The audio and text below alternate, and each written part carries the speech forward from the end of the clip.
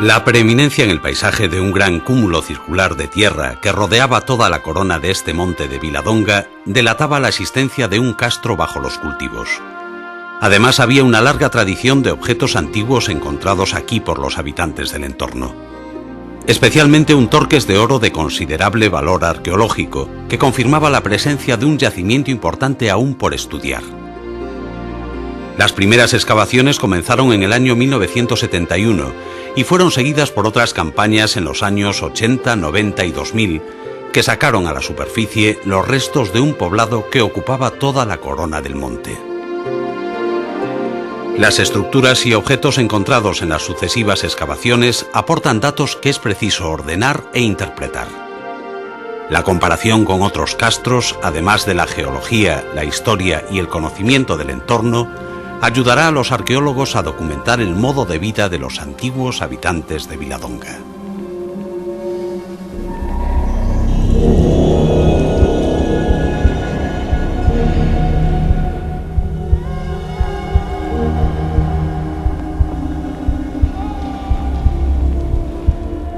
Los restos más antiguos se encontraron en una zona muy concreta al nordeste del castro y datan de los siglos II y I a.C.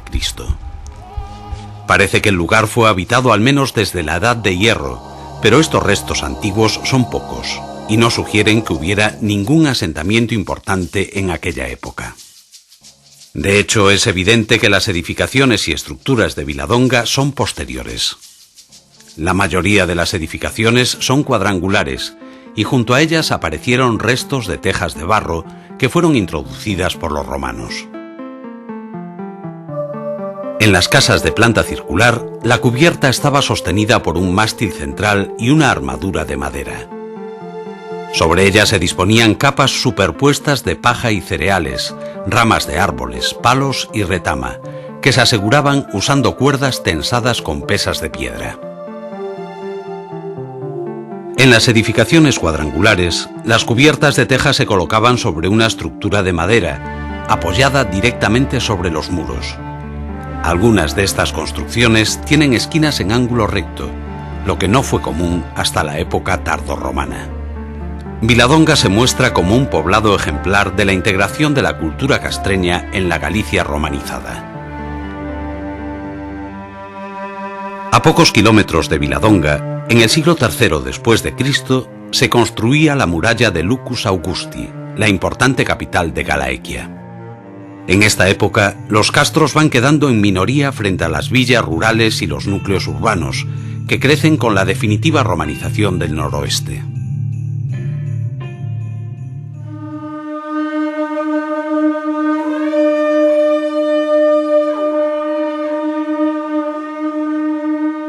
Formalmente, el de Viladonga es un castro típico de interior, con una acrópolis o croa de planta cuadrangular irregular, situado en lo alto de un otero y protegido por un sistema de murallas y fosos.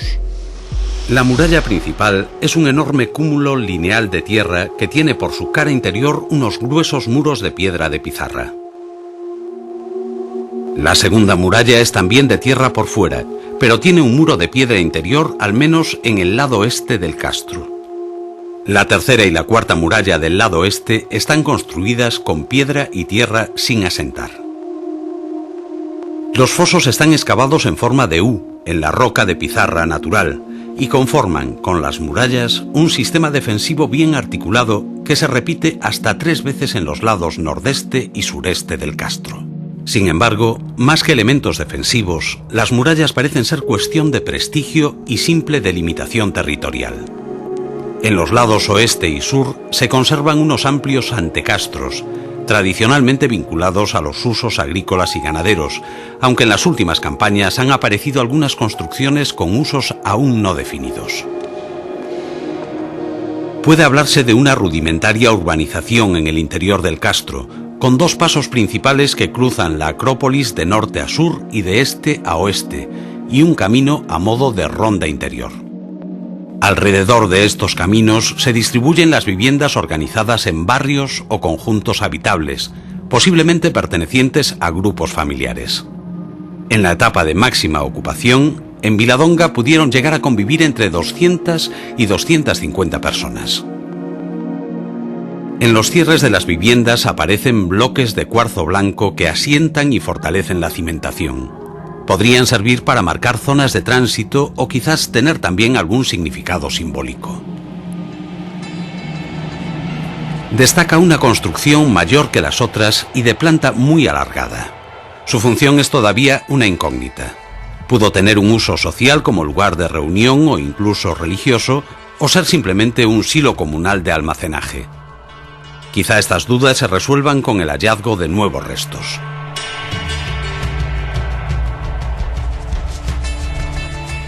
Además de las estructuras de piedra que nos describen arquitectónicamente el castro, aparecieron otros restos materiales que aportan información sobre los usos, costumbres y el estilo de vida de sus habitantes. En Viladonga se encontraron restos de escorias de metal y moldes de fundición de bronce que revelan una cierta actividad minera y metalúrgica. Esto daría significado a la cueva aparecida en el antecastro sureste, que bien pudo ser una entrada para la extracción de minerales. Los restos de semillas y polen dibujan una agricultura esencialmente cerealística. También se conservan varios molinos de grano circulares y partes metálicas de aperos de labranza, como azadones, azadas y hoces. Los huesos, dientes y las huellas que diferentes animales domésticos dejaron en restos de cerámica demuestran la existencia de ganadería. También hay objetos que documentan trabajos de tejido e hilado en el castro. Se encontraron, por ejemplo, agujas, husos y varias pesas de telar. No obstante, los restos arqueológicos más abundantes encontrados en el castro de Viladonga corresponden a fragmentos de cerámica, con una gran variedad de tipos, formas y decoraciones. Hay abundantes piezas de tradición castreña, producto quizás de algún taller local. Presentan formas simples y habitualmente muy decoradas, con incisiones, estampados o aplicaciones.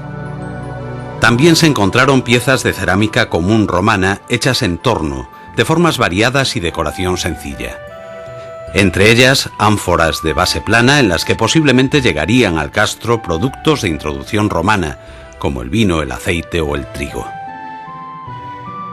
Se hallaron también diversos fragmentos de terra sigillata, una cerámica fina hecha a molde y de color más anaranjado o rojizo. Esta cerámica denota cierto nivel socioeconómico y el comercio con otras partes del imperio. La hay procedente del sur de Francia o de la zona de Tricio, en La Rioja. Otros fragmentos proceden de un taller zamorano bien identificado por su decoración. También son de procedencia foránea otras piezas, como un anillo de oro de posible origen mediterráneo y un pasarriendas procedente de la parte oriental del imperio. Se conservan algunos restos de vidrio elaborado con técnicas de soplado y moldeado, cuyo uso se generalizó a partir del siglo I después de Cristo. El tipo de recipientes de vidrio es muy variado: botellas y jarras prismáticas, vasos y copas, ampollas.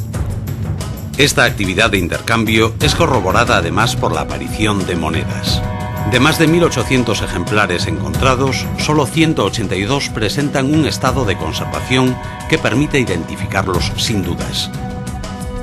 Otras solo se puede determinar una forma aproximada, pero sabemos que predominan las acuñaciones de los siglos III y IV después de Cristo.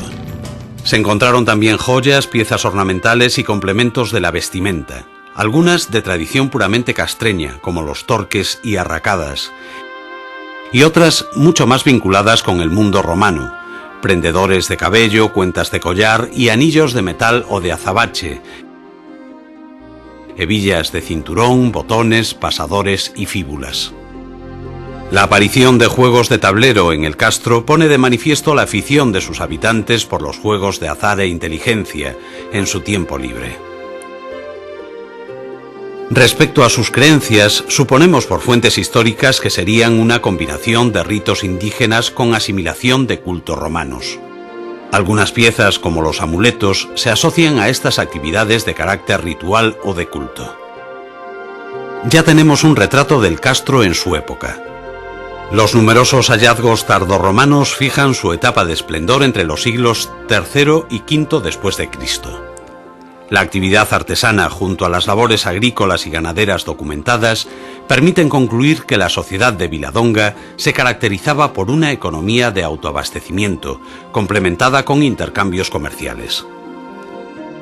No podemos sino imaginar una sociedad perfectamente adaptada al territorio, con poca dependencia del exterior, aunque abierta a lo que de él proviniera.